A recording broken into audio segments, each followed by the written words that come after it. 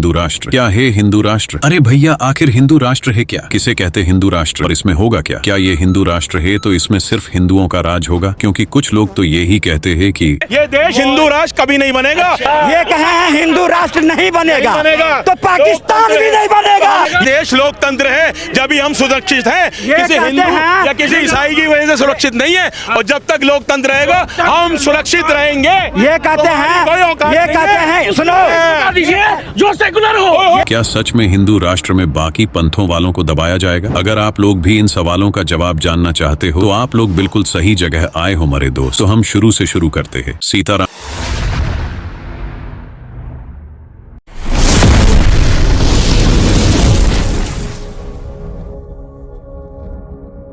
सीताराम मैंने इस वीडियो को 5 भाग में बांटा है। सबसे पहले हम बात करेंगे हिंदू राष्ट्र क्या है, लेकिन उसके पहले एक बात और जान कि जैसे इस वीडियो में हम हिंदू राष्ट्र की बात कर रहे हैं तो ऐसा नहीं है कि ये वीडियो सिर्फ हिंदुओं के लिए ही है। उल्टा ये वीडियो हर एक पंथ का देखना जरूरी है क्योंकि हिंदू राष्ट्र को भी अच्छे से जान सके। तो जैसे मैंने कहा था कि मैं शुरू से शुरू करता हूँ, तो आप लोग भी सोचते ही होंगे कि आखिर हिंदू राष्ट्र की शुरुआत हुई कहाँ से? क्या हिंदू राष्ट्र कभी हुआ करता था और हिंदू राष्ट्र है क्या? इसके लिए हमें एक युग पीछे जाना होगा। ये बात महाभारत के युद्ध के बाद की है, जब पांडवों का राज्य अभिषेक हो रहा था। आर्यवर्त की ये भूमि भरत के नाम से भारत भूमि कही जाती थी, किंतु अब प्रथम बार ये भारत राष्ट्र कहा जाएगा। तो स्वयं कृष्ण भगवान ने भारतवर्ष का नाम हिंदू राष्ट्र रखा था। उसके बाद कलयुग में भी हिंदू राष्ट्र के कई राजा हुए। उनमें से एक ऐसा राजा हुआ जिसने अपना साम्राज्य अफगानिस्तान से वर्मा तक फैला रखा था। उस महान राजा के नाम पर भारतीय सरकार का भारतीय स्तंभ बना हुआ, और जिस महान राजा का बनाया अशोक चक्र हमारे तिरंगे की शान बढ़ाता है, उस महान राजा का नाम है महान अशोक सम्राट, जो कि हिंदू राष्ट्र के कट्टर हिंदू राजा थे, जिनके राज्य में कोई भारतवर्ष पे हमला करने की सोच भी नहीं सकता। उनके बाद भी हिंदू राष्ट्र के कई राजा, लेकिन आज के 2080 साल पहले विक्रमादित्यनाथ अखंड भारत के आखिरी राजा हुए, जिनका शासन काल वर्ष तक चला, क्योंकि उसके बाद कई ग्रीक, मुगल और कई हैवानों की नजर हमारे चमकते हुए अखंड भारत पर पड़ गई। लेकिन इस भारत माता ने हर बार कई वीर सपूतों को जन्मा है, जिनमें से एक है छत्रपति शिवाजी महाराज, जिन्होंने मराठा साम्राज्य की स्थापना की। उस ही बाद दोबारा हिंदू राष्ट्र की मांग आई, जो कि आज तक चल रही है। आज हिंदू राष्ट्र का मुद्दा स्वयं हमारे प्यारे कृपालु दयालु भगवान बागेश्वर धाम सरकार ने उठाया है। भगवान ने उसके लिए हिंदू जोड़ो पदयात्रा भी निकाली है, जिससे लोगों के अंदर से जाति भाव हटा और हिंदू एक हुआ है। मुझे से दुष्ट को सुनने से अच्छा आप स्वयं भगवान के मुख से ही सुन लो कि हिंदू राष्ट्र क्या है। लेकिन कमलनाथ कल आए, कमलनाथ आपके पास आते भी आशीर्वाद भी लेते हैं, लेकिन कमलनाथ जब बाहर निकलते हैं तो कहते हैं कि संविधान से देश चलता है। वैसे देश नहीं चलने वाला जिस तरह से आप हिंदू राष्ट्र की बात बोली है। तो हम भी संविधान के खिलाफ हैं क्या?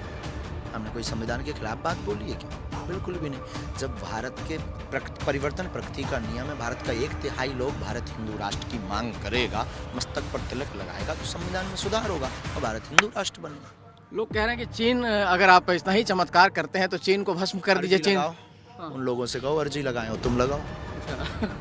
अर्जी लगाएंगे, चीन को भस्म कर देंगे आप? ऐसा तो हमने कभी दावा नहीं किया कि हम कोई भस्म करते हैं। हम तो विश्व कल्याण करते हैं, करवाते हैं, फिर ईश्वर से प्रार्थना कर कर। हमारे पास ऐसी कोई सिद्धि नहीं कि भस्म कर दें, क्योंकि हमारा सनातन भस्म नहीं, हमारा सनातन दंड नहीं, शिक्षा देता है। तो अब तो आप समझ ही गए होंगे कि हमारा प्यारा हिंदू राष्ट्र क्या है। अब हम चलते हैं वीडियो के दूसरे भाग में। हिंदू राष्ट्र क्यों होना चाहिए? अगर हिंदू राष्ट्र नहीं होगा, अगर हिंदू एक नहीं होगा, तो जैसे आज आए दिन लव जिहाद, लैंड जिहाद, बहन बेटियों पर अत्याचार। उसने मुझसे झूठ बोला कि मैं हिंदू हूँ, हिंदू बन के मेरे साथ सब कुछ किया, शारीरिक शोषण बनाए, हर चीज़ करा।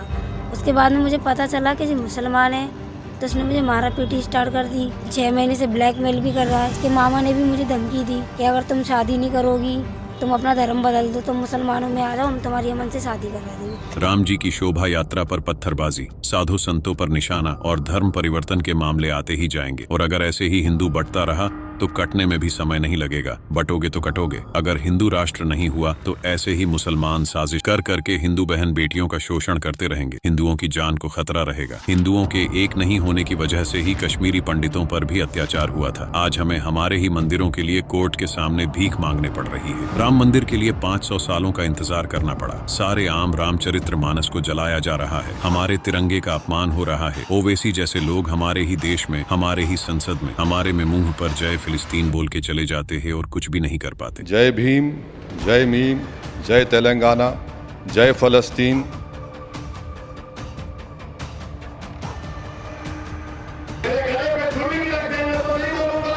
ये सब हो क्यों रहा है? क्योंकि हिंदू एक नहीं है, ये अभी हिंदू राष्ट्र नहीं है। अगर तुम लोग इसे ही सोते रहे ना तो गजवाए हिंद होने में समय नहीं लगेगा। अब आप बोलोगे कि मैं ऐसा क्यों कह रहा हूँ, तो आप खुद अपनी आंखों से ही देख लो। कसम खुदा की कह रहा हूँ, अल्लाह करे वो दिन आए कि ये देश अखंड भारत बन जाए और पाकिस्तान के रहने वाले 25 करोड़ मुसलमान और बांग्लादेश के रहने वाले 25 करोड़ मुसलमान और हिंदुस्तान के रहने वाले 25 करोड़ मुसलमान, ये तीनों मिलकर के 75 करोड़ जिस दिन हो जाएंगे, उस दिन हमारा ही मुसलमान प्राइम मिनिस्टर होगा और 250 से ज्यादा यहाँ से हमारे सांसद होंगे। पाकिस्तान 25 बांग्लादेश और 25 भारत, टोटल मिलाकर के 75 करोड़, और उसके बाद 250 सीटें, और उसके बाद मुस्लिम प्रधानमंत्री। हंसो मत, तुम कसम से मेरा तुम्हें सच में बोलने को मन है। आप ठाकुर बनिया ब्राह्मण जाट बने रहिए, ये सोचिए, सोच कर हिंदू, तुम्हें हिंदू होने की जरूरत है। जातियों में रहना मत चाहते हो, मगर मैं आपसे एक बात और हाथ जोड़ करके रहा हूं, और कहो तो पल्ला फैलाकर भीख मांगूंगा। अगर जो एक होकर रहना है तो रहो, वरना तो देश का विघटन ऐसे होगा। आपको ठाकुर ब्राह्मण बनिया जाट गुजर बना कर रखेंगे और खुद दुनिया के शहरों के भी मुस्लिम जोड़ रहे हैं, और उसके बाद सांसद बना रहे हैं, और उसके बाद प्रधानमंत्री चाहते हैं। ये निर्णय आप कीजिए कि आप जातियों में बंटकर रहना चाहते हैं या हिंदू होकर, या इस मानसिकता के गुलाम होकर, से आप कीजिए। इसी तरह से आए दिन हिंदू मंदिरों को तोड़ जा रहा। ये जैसे अलवर का 300 साल पुराना मंदिर, संभल में कोर्ट का फैसला होने के बावजूद भी मस्जिद में सर्वे नहीं करने दे रहे। हमारा ज्ञानवापी का मंदिर, मथुरा का कृष्ण मंदिर, अजमेर का शिव मंदिर, लखनऊ का मंदिर और 60,000 से ज्यादा मंदिरों को मस्जिद ने बदल दिया। एक अकबर, बाबर जैसे हिजड़ों ने आके हमारी बहन बेटियों पर अत्याचार करा, जबरदस्ती उनका धर्म परिवर्तन कराया। एक बार स्वयं हमारे भगवान से सुन लो। केरल स्टोरी के जो निर्माता है, उन्होंने दावा भी किया है कि ये 3 लड़कियों की कहानी सत्य है। तो अगर ये यथार्थ पर फिल्म बनी, आई सपोर्ट, और हम यही कहेंगे कि सत्य का उजागर होना ही चाहिए। सच्चाई एक ना एक दिन निकल कर आती ही है। वर्तमान में प्रत्येक सनातनी हिंदू सत्य को प्रस्तुत कर रहा है, और लव जिहाद के विषय पर हम आपसे यही प्रार्थना करेंगे, हमारी बहन बेटियों को अब जगना चाहिए। हमने एक बात बोली थी, तेल का कनिस्तर होता है, उसमें हाथ डाल दीजिए, फिर तिल के बोरा में हाथ डालिए। जितने तिल आपके हाथ में छप जाएं, इतनी बार भी कोई दूसरे मजहब या पंथ का व्यक्ति सौगंध खाए, तब भी एक तिल बराबर भरोसा नहीं। संभल जाओ हिंदुओं, आज अगर सड़कों पे नहीं आओगे तो कल सर उठाकर जी नहीं पाओगे। सुभाष चंद्र बोस जी के जन्मोत्सव पर उनका एक नारा था, तुम मुझे खून दो मैं तुम्हें, लेकिन हमने आज एक नया नारा बनाया है भारत के इतिहास में, तुम मेरा साथ दो हम हिंदू राष्ट्र बनाएंगे।